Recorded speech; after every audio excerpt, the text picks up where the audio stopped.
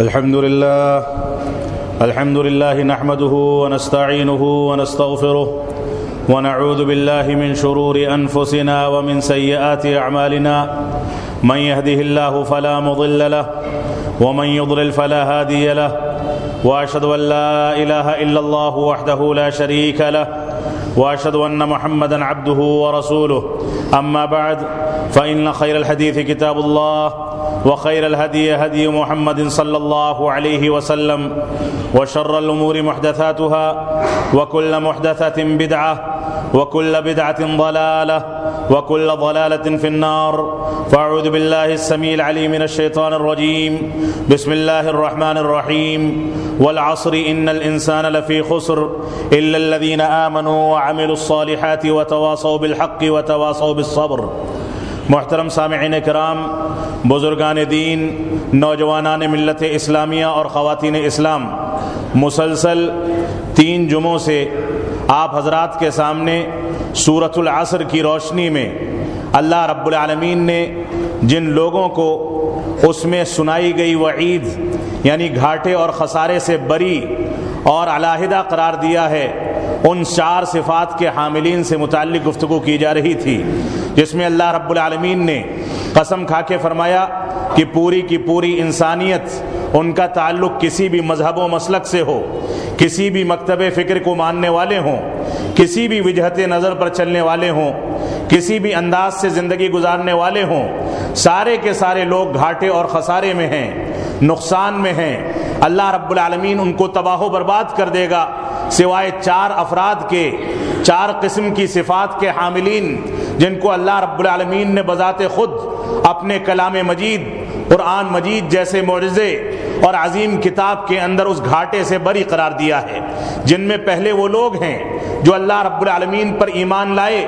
اور دوسرے وہ لوگ ہیں جنہوں نے اعمال صالحہ کو انجام دیا، اور ایمان اور اعمال صالحہ پر عمل پیرا ہونے کے بعد ان لوگوں نے اس کی دعوت و تبلیغ کی، دوسروں تک اس پیغام کو پہنچایا، دوسروں کو آمادہ کیا کہ وہ شرکیات سے دور رہیں، توحید کو اختیار کریں، بدعات سے دور رہیں، اتباع رسول کو اختیار کریں، دنیا کے رسوم و رواج سے دور رہیں، اسلامی تعلیمات کو اختیار کریں۔ جن لوگوں نے لوگوں کے سامنے دعوت و تبلیغ کی کہ ہم قال اللہ اور قال الرسول اور اس کو فہم سلف صالحین کے مطابق سمجھ کر کے دین کو اسی کی ترجمانی سمجھتے ہیں، دین میں کسی کے اقوال، کسی کے فرامین، کسی کی توجیہ و تعویل، دین کے نام پر نئی ایجاد کردہ باتیں یا دین کے نام پر کسی کی تقلید کر کے قرآن و سنت کی مخالفت کے نتیجے میں ہم کسی کے قول کے مطابق نمازیں ادا کریں، کسی کے قول کے مطابق روزے ادا کریں، کسی کے قول کے مطابق دین اسلام پر عمل پیرا ہوں، یہ مسلمانوں کا شیوا نہیں ہے۔ مسلمانوں کا شیوا یہ ہے کہ وہ لوگ قرآن مجید اور سنت رسول کے مطابق چلتے ہیں۔ ان لوگوں کے بارے میں اللہ رب العالمین نے قرآن مجید میں واضح کر دیا کہ یہ لوگ ایمان اور اعمال صالحہ کے مطابق زندگی گزارتے ہیں،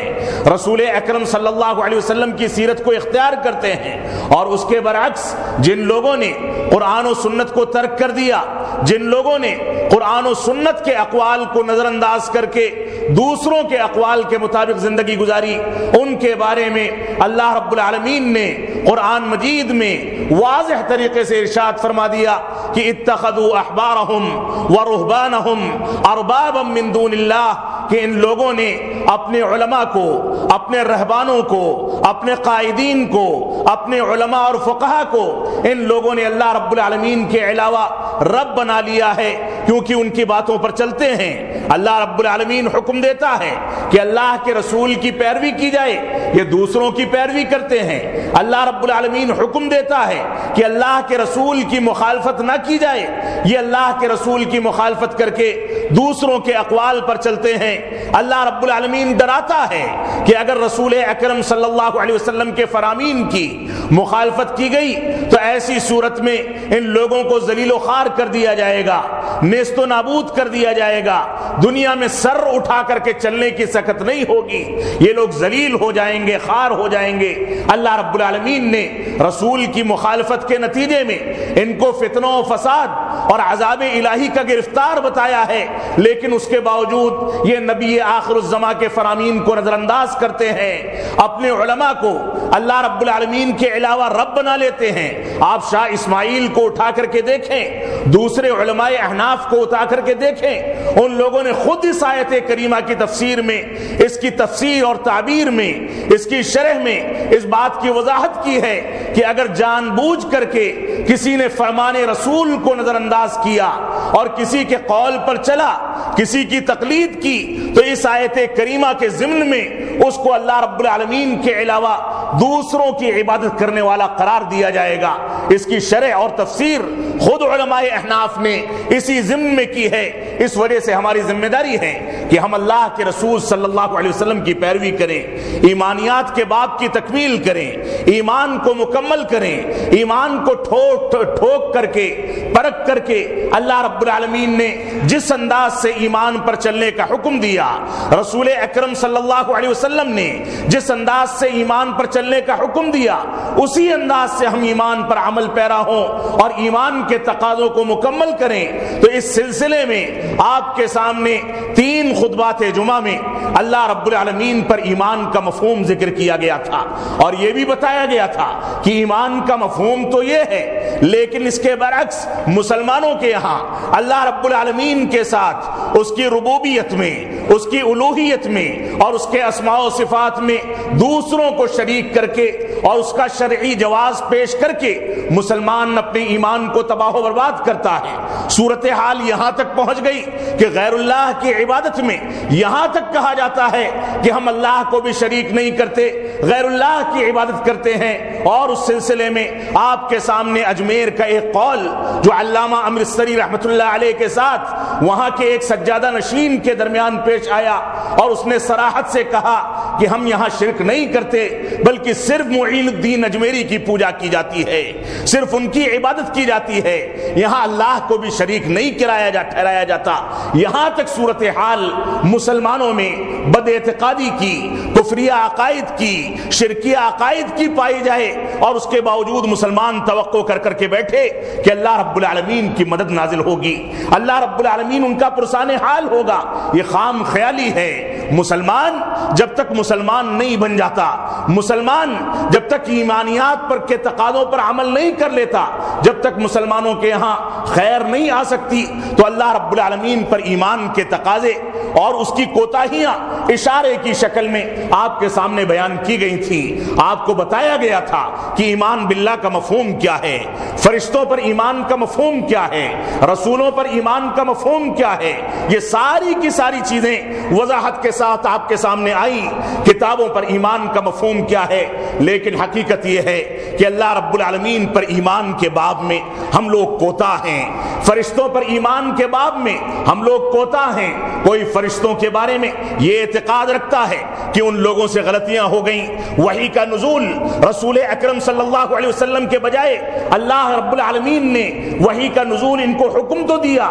لیکن وحی کا نزول کسی غلط انسان پر کر دیا گیا۔ علی رضی اللہ تعالیٰ عنہ کو نبوت ملنی تھی، لیکن اللہ کے رسول صلی اللہ علیہ وسلم کو مل گئی۔ نہ جانے کون کون سے اعتقادات کفار و مشرکین مکہ نے ان فرشتوں کو اللہ رب العالمین کے بیٹیاں قرار دیا۔ ہم نے ان فرشتوں کے بارے میں قرآن مجید اور سنت رسول کے اصولوں کو ٹھکرا کر کے نہ جانے کون کون سے اعتقادات اور غلط انداز کے رجحانات کو اختیار کر لیا۔ آسمانی کتابوں پر ایمان کے بارے میں اس کا مفہوم ذکر کیا گیا، اور یہ بتایا گیا کہ آج مسلم معاشرے میں، اسی ہندوستان میں، اسی دلی کی سرزمین پر اور دلی کے آس پاس کے علاقوں میں نام نہیں لینا چاہوں گا، مزید وضاحت نہیں کرنا چاہوں گا، ہو سکتا ہے کہ کوئی طوفان کھڑا ہو جائے، لیکن ایسے افراد موجود ہیں جو قرآن مجید کے بارے میں یہاں تک پروپیگنڈا کرتے ہیں کہ قرآن مجید کی زبان مشکل زبان ہے، اس کو سمجھنا ہمارے بس کی بات نہیں ہے، لہذا دوسری کتابوں پر اعتماد کیا جائے۔ مسلمانوں کو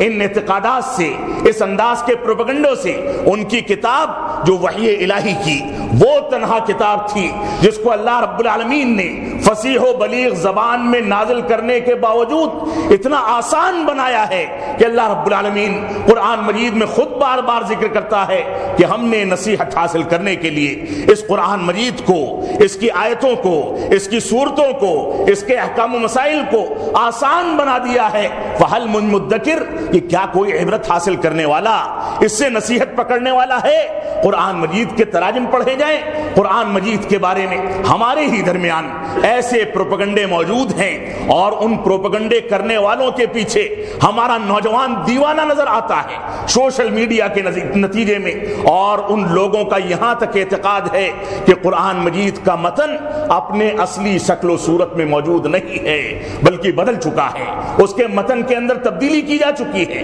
مسائل وہی ہیں، مفہوم وہی ہے، معنی وہی ہے، لیکن اس کا متن بدل چکا ہے۔ آج کے دور میں یہاں تک اعتقادات پھیلائے جائیں، آج متن بدلا ہے، کل معنی اور مفہوم بدلے گا، پرسوں کتاب بدلے گی، اس کے بعد حدیث رسول بدلے گی، نبی بدلے گا، اللہ بدلے گا، ایمان بدلے گا، اسلام بدلے گا۔ کس چیز کو آپ روکیں گے؟ اللہ رب العالمین نے جو عقل و شعور دیا ہے، جو سمجھ دی ہے، جو فہم دیا ہے، جو قرآن و سنت کے دلائل نازل کیے ہیں، ان کے بارے میں شبہے کی گنجائش برداشت نہیں کی جا سکتی۔ یہ اللہ رب العالمین نے پاکیزہ سلسلے کے ذریعے، جبریل امین کے ذریعے، جن کے بارے میں اللہ رب العالمین نے خود ان کی نیکی کی گواہی دی، ان کی صالحیت کی گواہی دی، ان کے نیک پن کی گواہی دی، ان کی امانت داری کی گواہی دی، اس فرشتے نے اللہ رب العزت سے آسمان سے لے کر کے زمین پر رسول اکرم صلی اللہ علیہ وسلم پر یہ پورا کا پورا دین نازل فرمایا۔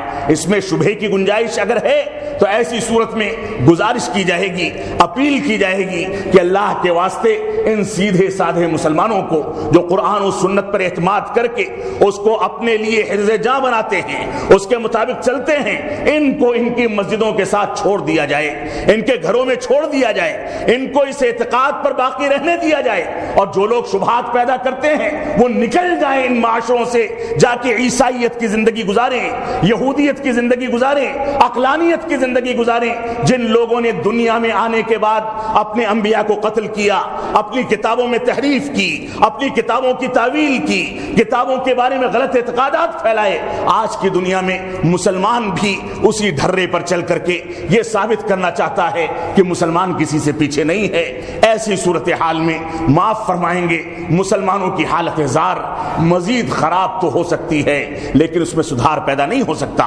تو آپ حضرات کے سامنے اللہ رب العالمین پر ایمان، فرشتوں پر ایمان، کتابوں پر ایمان، رسول اکرم صلی اللہ علیہ وسلم پر ایمان، ان چار ایمانیات کا تذکرہ کیا گیا تھا۔ اللہ کے رسول صلی اللہ علیہ وسلم کے ایمان کے باب میں ہم نے جو کوتاہیاں کی ہیں یا جو کوتاہیاں کر رہے ہیں، اس سے ہم کوئی بھی ایسا نہیں ہے جس کو علم نہ ہو، سارے کے سارے لوگ اس سے واقف ہیں، کسی سے یہ باتیں مخفی نہیں۔ ہماری نمازیں کسی امام کے مطابق ہوں، ہمارا روزہ کسی امام کے مطابق ہو، اور ہمارا امام دھرا کا دھرا رہ جائے۔ رسول اکرم صلی اللہ علیہ وسلم جس کو اللہ رب العالمین نے شریعت سازی کا اختیار دیا، رسول اکرم صلی اللہ علیہ وسلم جن کے اوپر قرآن مجید جیسی کتاب کو نازل کیا گیا، اللہ کے نبی صلی اللہ علیہ وسلم جن کی زندگی کو اللہ رب العالمین نے معصوم قرار دیا، رسول اکرم صلی اللہ علیہ وسلم جنہوں نے امت اسلامیہ کے لیے بھوک برداشت کی، پیاس برداشت کی، پوری کی پوری قربانیاں دی، رات رات بھر جاگے، اللہ رب العالمین سے روئے اور گڑگڑائے، راہ ہدایت تلاش کی، امت اسلامیہ کے بارے میں ایسی ایسی جدوجہد کی کہ دنیا کا کوئی انسان کرنا تو دور کی بات اس کا تصور بھی نہیں کر سکتا ہے۔ یہ صورتحال تھی کہ پیٹ پر پتھر باندھا کرتے تھے، یہ صورتحال تھی کہ تین تین مہینے تک گھروں میں چولہا نہیں جلتا تھا، یہ صورتحال تھی کہ کھجور اور پانی پر گزارا ہوتا تھا، یہ صورتحال تھی کہ جب سجدے میں گرتے تھے اس امت کی ہدایت کے لیے، جب سجدے میں گرتے تھے شکر گزاری کے لیے، جب سجدے میں گرتے تھے اللہ رب العالمین کو یاد کرنے کے لیے، تو مبارک پیر میں ورم آ جاتا تھا، آپ کے مبارک جسم میں ورم آ جاتا تھا، سینے سے اس انداز کی گڑگڑاہٹ اٹھتی تھی کہ گویا کڑھائی کے اندر کوئی چیز ابال کھا رہی ہو۔ یہ صورتحال تھی ہمارے نبی کی کسی امام کی یہ صورتحال بتا دی جائے، اتنی قربانیاں دکھا دی جائیں، اس امام کے بارے میں کوئی اس انداز کی سیرت بتا دی جائے کہ اس نے پوری زندگی میں اس انداز کی قربانیاں دے کر کے اس نے امت اسلامیہ کی ہدایت کے لیے اس کا عشر عشیر بھی پیش کیا ہو، یقیناً نہیں دکھایا جا سکتا۔ نبی آخر الزماں کا مقابلہ دنیا کی کوئی طاقت نہیں کر سکتی، کوئی شخصیت نہیں کر سکتی، کوئی امام نہیں کر سکتا، کوئی محدث نہیں کر سکتا، کوئی بھی فقیہ نہیں کر سکتا۔ اس وجہ سے ہماری ذمہ داری ہے کہ اس معاملے میں نبی آخر الزماں پر اور تمام انبیاء کرام پر جو اجمالی اور تفصیلی ایمان کا تذکرہ پچھلے خطبہ جمعہ میں کیا گیا، اس کے بارے میں ہم اپنے آپ کو سنجیدہ بنائیں، صحیح انداز سے چلیں۔ اب آگے دو چیزیں ایمانیات کے باب میں، یعنی جن میں سے اللہ رب العالمین نے یہ فرمایا کہ ایمان لانے والے گھاٹے اور خسارے سے دور ہیں، یہ ایمان لانے والے 6 چیزوں کے حاملین ہوتے ہیں، جن میں سے 4 چیزوں کا تذکرہ آپ کے سامنے کیا گیا۔ اس کے بعد یوم آخرت پر ایمان اور تقدیر کے اچھے اور برے ہونے پر ایمان، اس کا اختصار کے ساتھ میں ذکر آج کے خطبہ جمعہ میں کرنا چاہتا ہوں۔ اللہ رب العالمین ہم سب کو دین اسلام کی حقیقی روح کو پہچاننے کی توفیق عطا فرمائے، ہم کو توفیق عطا فرمائے کہ ہم صحیح انداز سے سچے مسلمان بن سکیں۔ دین اسلام کے نام پر کوئی ہم سے سودا کرنا چاہے، ہم کو بہکانا چاہے، ہم کو گمراہ کرنا چاہے، ہم کو دین اسلام سے دور کرنا چاہے، تو اس بات کو ہم گوارا نہ کر سکیں، بلکہ دین اسلام کی جو روح ہے، وہ روح اور وہ تڑپ ہمارے دلوں میں ہونی چاہیے، ہمارے دماغوں میں ہونی چاہیے۔ ہم شرک کو گوارا نہ کریں، ہم اتباع رسول کے مد مقابل بدعات کو گوارا نہ کریں، ہم کسی بھی چیز میں صحابہ کرام کی توہین کو گوارا نہ کریں، قرآن مجید کی توہین کو گوارا نہ کریں۔ ہمارے تمام کے تمام شعار، عقائد کے باب کے تمام کی تمام چیزیں ہمارے سامنے ہوں اور ان کا حق ادا کیا جائے، یہ مسلمانوں کی ذمہ داری ہے۔ اللہ رب العالمین ہم کو ان باتوں کی توفیق عطا فرمائے۔ آخرت پر ایمان جو ارکان ایمان کا 5واں رکن ہے، اس کا مفہوم کیا ہے، اس کا معنی کیا ہے؟ اس سلسلے میں قرآن مجید نے قیامت کی جو منظر کشی کی ہے، جو قیامت کے بارے میں جو مثالیں بیان کی ہیں قرآن مجید کے اندر، جس کے بارے میں رسول اکرم صلی اللہ علیہ وسلم یہاں تک فرماتے ہیں کہ مجھ کو سورہ ہود نے اور اس کی اخوات نے بوڑھا بنا دیا، میرے بال پک گئے، کیونکہ اللہ رب العالمین نے ان سورتوں کے اندر قیامت کی علامات کا تذکرہ کیا ہے، قیامت کی منظر کشی کی ہے۔ رسول اکرم صلی اللہ علیہ وسلم اس کی تلاوت فرماتے تھے، روتے تھے،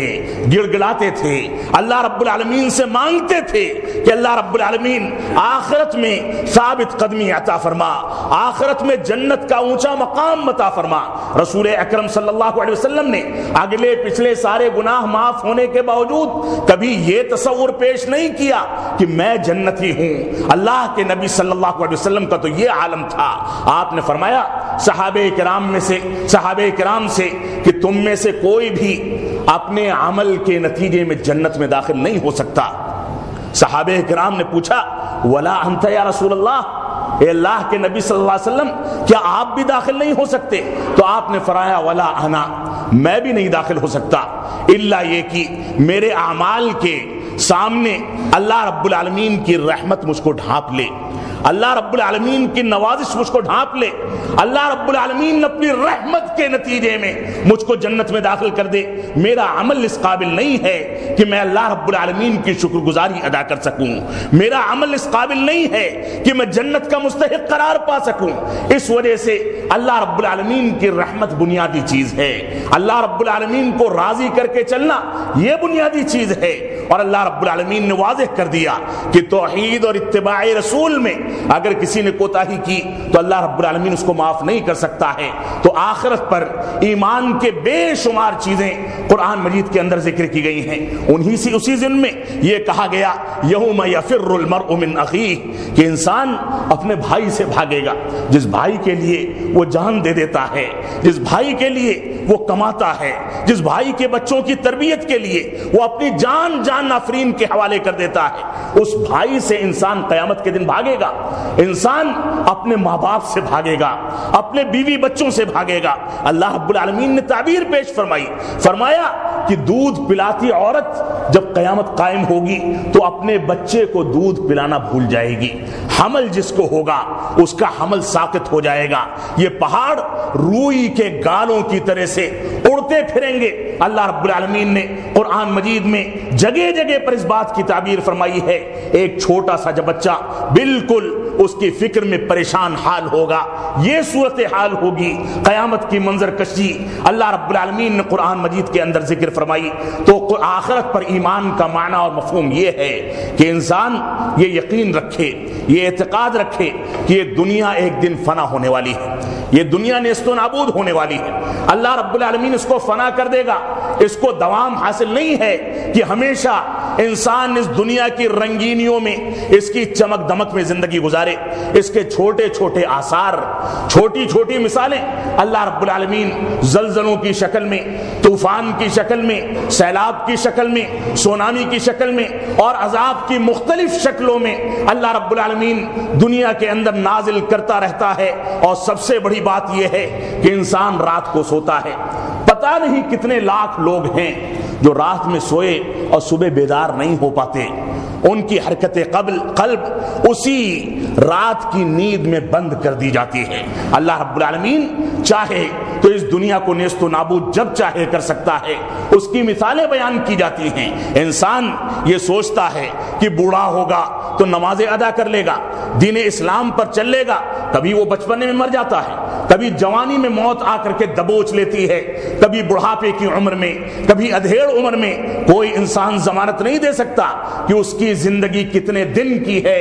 کتنے منٹ کی ہے، کتنے سیکنڈ کی ہے اور کتنے لمحوں کی ہے، کوئی انسان اس بات کی ضمانت نہیں دے سکتا۔ اللہ رب العالمین نے تو واضح کر دیا کہ جب موت آتی ہے تو انسان بڑے بڑے محلوں میں اور مضبوط سے مضبوط ترین دیواروں کے اندر اپنے آپ کو بند کر لے، لیکن موت دبوچ لیتی ہے، موت انسان کو چھوڑتی نہیں۔ اس وجہ سے انسان کو آخرت کو یاد کر کے چلنا چاہیے۔ تو آخرت کے بارے میں یہ تصور پیش کرنا کہ ہم دنیا کے اندر وقتی طور پر آئے ہیں اور آخرت میں ہم سے سوال و جواب کیے جائیں گے، یہ دنیا فانی ہے اور انسان کو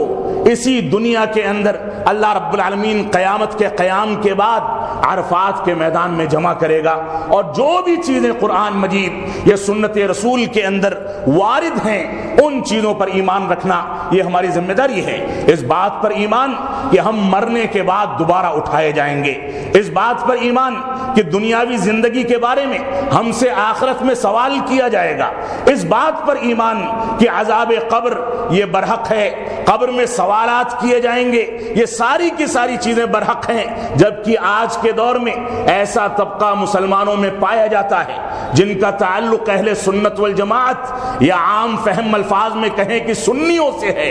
وہ لوگ بھی عذاب قبر کا انکار کرتے ہیں۔ آج کے دور میں ایسے افراد موجود ہیں، کتابوں میں یہ عقائد بھرے پڑے ہیں، اور ہمارے گھروں میں ان کتابوں کو اپنے طاقوں کی زینت بھی بنایا جاتا ہے، ان کو پڑھا بھی جاتا ہے، بچوں کو پڑھایا بھی جاتا ہے، جن کے اندر عذاب قبر کا انکار کیا گیا ہے۔ عذاب قبر یہ برحق ہے، جو اس کا انکار کرے وہ اسلام سے خارج ہے۔ اس وجہ سے ہم کو عذاب قبر کی حقیقت پر ایمان رکھنا ہوگا، قبر کے سوال و جواب پر ایمان رکھنا ہوگا، اس بارے میں ایمان رکھنا ہوگا کہ موت کے بعد اللہ رب العالمین نے جن احوال کا تذکرہ قرآن مجید یا سنت رسول کے اندر کیا ہے ان چیزوں پر یقین رکھا جائے، قبر کے احوال پر یقین رکھا جائے، قیامت کی علامتوں پر یقین رکھا جائے، دوبارہ اٹھائے جانے پر یقین رکھا جائے، اور فیصلہ جس دن کیا جائے گا اس دن پر ایمان اور یقین رکھا جائے۔ حوض کوثر کے مسائل ہوں، میزان اور ترازو کے مسائل ہوں، پل صراط ہو، شفاعت پر ایمان کا مسئلہ ہو، جنت اور جہنم ہو، اور اصحاب اعراف کے احوال ہوں، جن چیزوں کا تذکرہ قرآن مجید کے اندر یا سنت رسول کے اندر کر دیا گیا ان پر ایمان لانا ہماری ذمہ داری ہے۔ یہ تصور نہ پیش کیا جائے جیسا کہ ہمارے بعض افراد نے پیش کر دیا کہ جنت اور جہنم یہ صرف شوق دلانے کی یا ڈرانے کی چیزیں ہیں، ان کا حقیقت سے کوئی تعلق نہیں ہے۔ دنیا کے اندر انسانوں کو نیک بنانے کے لیے جنت کا شوق دلایا گیا، انسانوں کو برائیوں سے دور کرنے کے لیے جہنم سے ڈرایا گیا۔ یہ سارے کے سارے اعتقادات غیر اسلامی شرکیہ اور کفریہ اعتقادات ہیں، ان کو اسلام کے اندر برداشت نہیں کیا جا سکتا۔ اس وجہ سے ان ایمانیات پر ایمان رکھنا، شفاعت عظمیٰ پر، رسول اکرم صلی اللہ علیہ وسلم کے بارے میں شفاعت کا جو ذکر کیا گیا ان چیزوں پر ایمان رکھنا، یہ ایمان رکھنا کہ جنت کی نعمتیں ایسی نعمتیں ہیں جن کے بارے میں اللہ رب العالمین نے، اللہ کے رسول صلی اللہ علیہ وسلم نے فرمایا ما لا عین رأت، کہ کسی نگاہ نے، کسی آنکھ نے اس کو دیکھا نہیں، کسی کان نے اس کو سنا نہیں، اور کسی دل پر اس کا تصور گزر ہی نہیں سکتا ہے۔ ایسی نعمتیں اللہ رب العالمین نے جنت میں اپنے برگزیدہ بندوں کے لیے تیار کر رکھی ہیں۔ اور جہنم کے عذاب کے بارے میں یہ اعتقاد کہ جہنم میں ایسا عذاب دیا جائے گا کہ انسان کو پیپ اور آگ پلایا جائے گا، انسان کو کھولتا ہوا پانی پلایا جائے گا، اور سب سے ہلکا عذاب یہ ہوگا کہ اس کو آگ کی ٹوپی پہنا دی جائے گی یا آگ کے جوتے پہنا دیے جائیں گے، جس کے نتیجے میں اس کا دماغ کھول اٹھے گا۔ یہ صورتحال ہوگی جس کے بارے میں بعض روایات میں ملتا ہے کہ جہنم کی آگ کی ایک چنگاری اگر دنیا پر گرا دی جائے تو دنیا کا سارا سبزہ نیست و نابود ہو جائے گا، اور اس کے اندر کوئی چیز اگانے کی صلاحیت اس سے چھین لی جائے گی۔ جہنم کے عذاب کے بارے میں جو چیزیں وارد ہوئی ہیں ان چیزوں پر ایمان رکھنا، یقین رکھنا ہر مسلمان کی بنیادی ذمہ داری ہے۔ مومنوں کو اللہ رب العالمین کا دیدار ہوگا، اس کی صفات، اس پر یقین رکھنا۔ چاند کے مانند صحابہ کرام نے پوچھا کہ سارے کے سارے مومن جو مختلف علاقوں میں ہوں گے وہ اللہ رب العالمین کو کیسے دیکھیں گے؟ تو اللہ کے نبی صلی اللہ علیہ وسلم نے فرمایا کہ جب چاند طلوع ہوتا ہے تو سارے کے سارے لوگ اس کو آسانی کے ساتھ دیکھتے ہیں،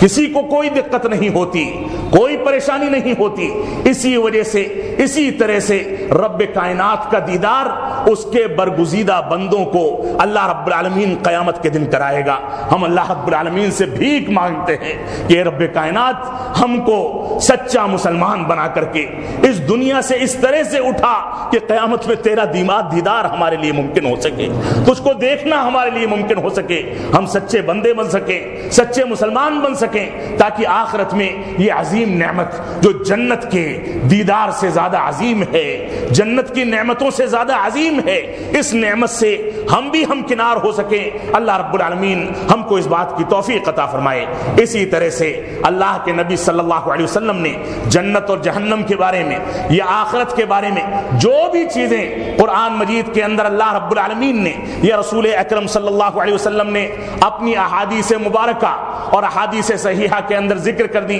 ان چیزوں پر ایمان رکھنا یہ ہماری ذمہ داری ہے۔ جنت اور جہنم کے بارے میں جو غلط اعتقادات ہیں ان سے بچنا اور ان سے دور رہنا ہماری ذمہ داری ہے۔ اسی طرح سے چھٹا رکن جو ایمان کا چھٹا رکن ہے وہ تقدیر کے اچھے اور برے ہونے پر ایمان رکھنا، اس بات کا اعتقاد رکھنا کہ تمام کی تمام چیزوں کو اللہ رب العالمین نے پیدا کیا ہے، ہمارے مقدر میں لکھ دیا ہے، اللہ رب العالمین نے ہمارے لیے تقدیر بنائی، اس تقدیر سے ہٹ کر کے انسان کچھ نہیں کر سکتا۔ لیکن دوسرے جانب اللہ رب العالمین نے یہ بھی فرما دیا وَهَدَيْنَاهُ النَّجْدَيْنِ کہ ہم نے ان کو دو راستوں کی جانب ہدایت کی ہے، ان کو اچھا راستہ بھی دکھا دیا اور خراب راستہ بھی دکھا دیا، ان کو شیطانی راستے بھی دکھا دیے اور اسلامی راستے بھی دکھا دیے، ان کو بتا دیا کہ توحید پر عمل کرنا کیا ہے اور شرکیات کی قباحت کیا ہے، ان کو بتا دیا کہ نمازوں کی پابندی کا کیا فضل ہے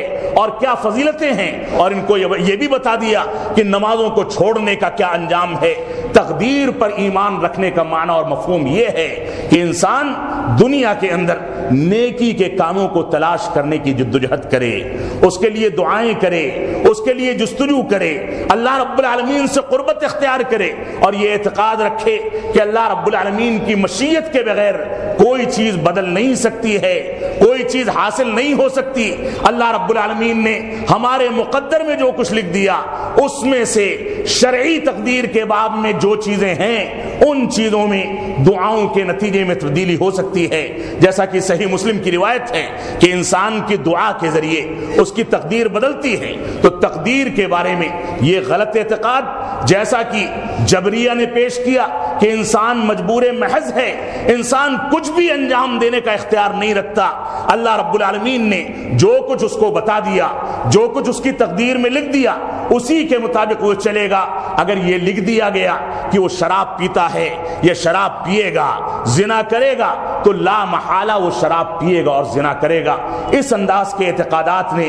مسلمانوں کو پیچھے ڈھکیل دیا۔ اس سلسلے میں علماء کرام کی تفسیریں دیکھیں، شرحیں دیکھیں، اور تقدیر کے باب میں اس چیز کو سامنے رکھ کر کے اس بات کو، اس عقیدے کو سمجھیں کہ تقدیر کو دو قسموں پر تقسیم کیا جا سکتا ہے۔ ایک تو وہ تقدیر ہے جس کا تعلق انسان کی نیکی سے، انسان کی شرعی زندگی سے، انسان کی اسلامی زندگی سے، انسان کے نیک بننے یا برے بننے سے ہے۔ اس تقدیر کے بارے میں انسان با اختیار ہے۔ اگر اس کی تقدیر میں یہ لکھ دیا گیا کہ آج وہ عصر کی نماز نہیں پڑھے گا، لیکن جمعہ کی نماز میں اس نے آنسو بہائے، جمعہ کی نماز کے بعد اس نے دعائیں کی کہ اللہ رب العالمین میری نمازیں چھوٹ جاتی ہیں، مجھ کو توفیق عطا فرما کہ میری نمازیں نہ چھوٹیں، تو اس کے نتیجے میں اس کی یہ تقدیر جو شرعی تقدیر ہے، جس کے نتیجے میں اس کو آج کی صلاۃ عصر کی نماز چھوڑنی تھی، اس کو پڑھنے کی توفیق مل سکتی ہے۔ انسان برائیوں کو چھوڑ سکتا ہے،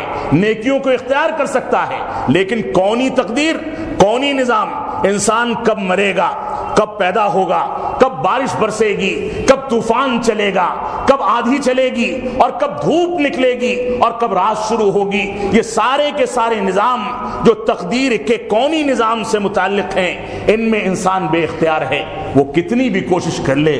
کتنی بھی جستجو کر لے، اپنی موت کو ٹالنا چاہے یا موت کو مقدم کرنا چاہے، نہیں کر سکتا ہے۔ انسان کے مقدر میں جتنی زندگی ہے اتنی زندگی وہ جیے گا۔ تو تقدیر کے باب میں ہم کو چار چیزوں کو سامنے رکھ کر کے اس چیز کو اور اس عقیدے کو سمجھنا چاہیے۔ پہلی چیز تو یہ کہ انسان اس بات کا علم رکھے کہ جو کچھ موجود ہے یا جو کچھ موجود نہیں ہے، ان ساری کی ساری چیزوں کا تفصیلی اور اجمالی علم اللہ رب العالمین کو ہے۔ اللہ رب العالمین ساری کی ساری چیزوں کو جانتا ہے کہ کل کیا ہونے والا ہے، وہ جانتا ہے کہ آج کیا ہونے والا ہے، وہ جانتا ہے کہ آگے کی زندگی میں کیا ہونے والا ہے، وہ ساری کی ساری چیزوں کا تفصیلی علم رکھتا ہے۔ تو اللہ رب العالمین کے بارے میں اس بات کا اعتقاد رکھنا کہ اس کا علم تفصیلی ہے، وہ آگے کی چیزوں کو،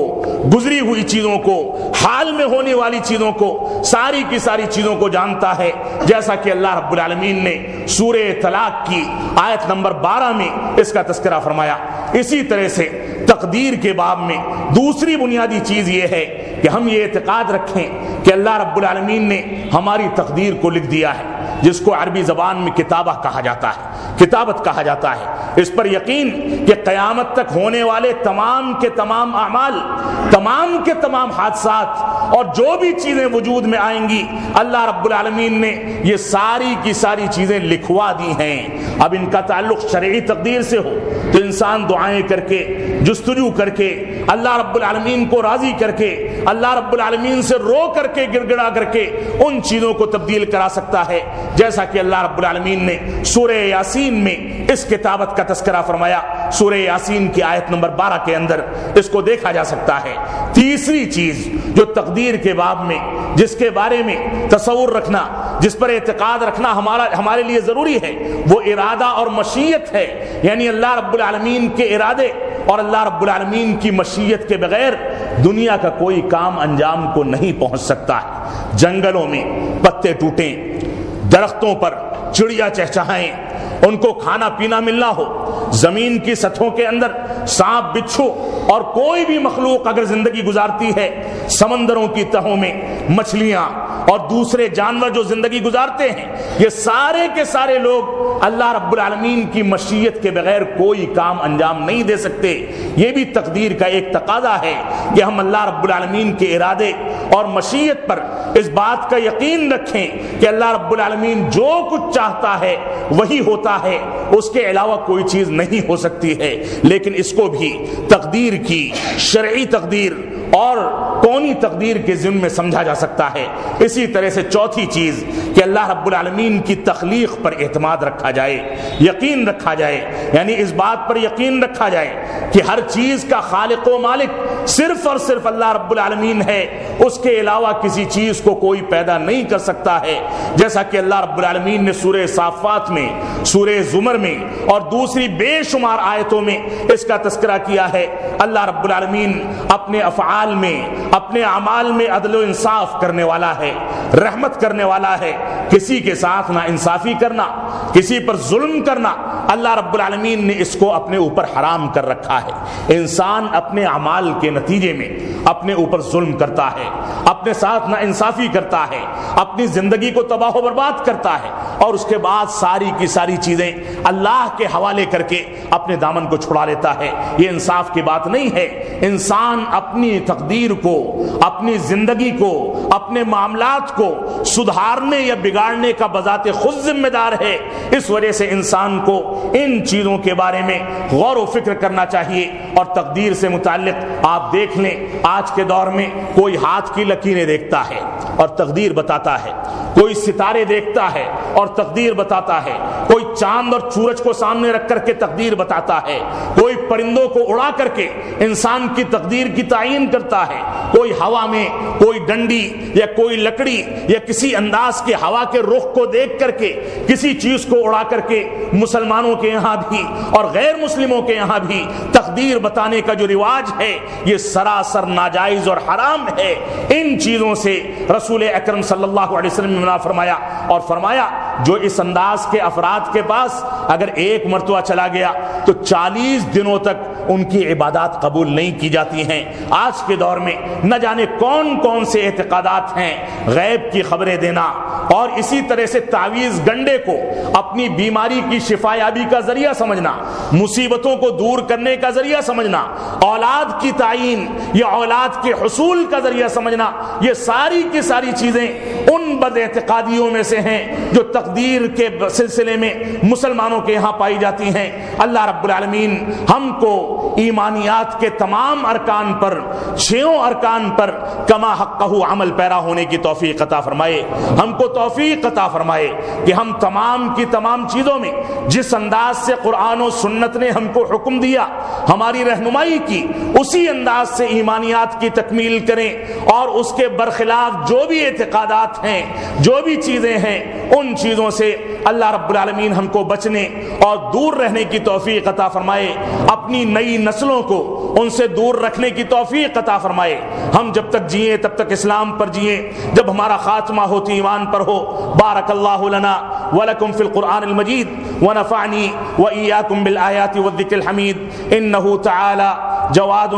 کریم ملک بر الرؤوف الرحیم۔